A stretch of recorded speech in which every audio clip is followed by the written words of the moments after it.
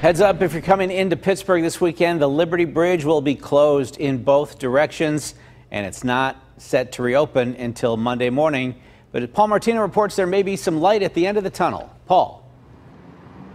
Yeah, Ken, the bridge is now shut down tonight. It's causing a lot of frustration. We've seen some cars turn around here in anger, honking their horns, peeling their tires out.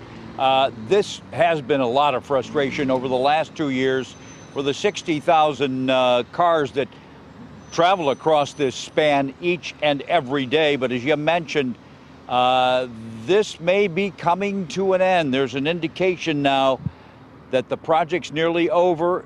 This may be the last time all of the lanes are shut down here. 8 o'clock Friday night, an all too familiar sight.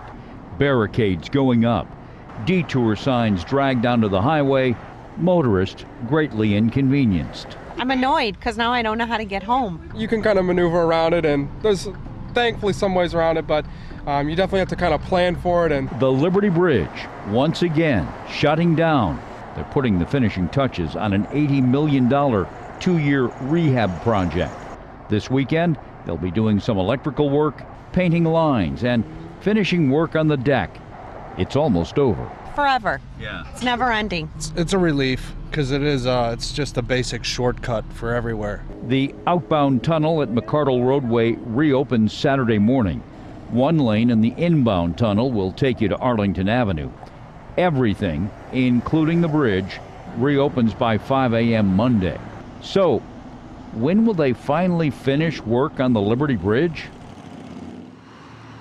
When, you ask? Well, sometime next month. They're supposed to be done with this project.